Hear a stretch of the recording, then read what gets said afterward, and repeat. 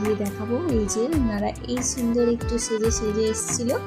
তারপরে ওনাদের খাওয়া হয়ে গেছে, ওনারা বউয়ের ওখানে গিয়ে বসেছিল, এখানে বউ বসেছিল। তারপর আমরা খেতে চলে, এখন আমরাও খেতে বসে পড়েছি, কিন্তু টেবিলটা এখনো নোংরা হয়ে আছে, ক্লিয়ার করিনি। আমরা বসে গেছি দুজনে খেতে। সামনে দাদা আর ভাবি আছে।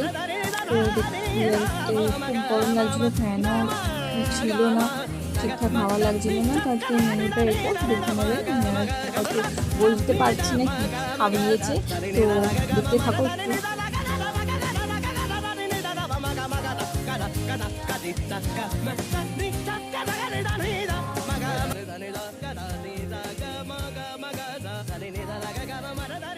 আমার দাদা এত স্পিডে খাচ্ছিল, ওকে এত বলছি আস্তে খা আস্তে খা আস্তে খাবে, তাও ধীরে ধীরে খেয়ে নিচ্ছিল, আমাদের সাথে মারছিল। তারপরে এখানে আমার এসে গেছে বান্ধবী সব ললিতা।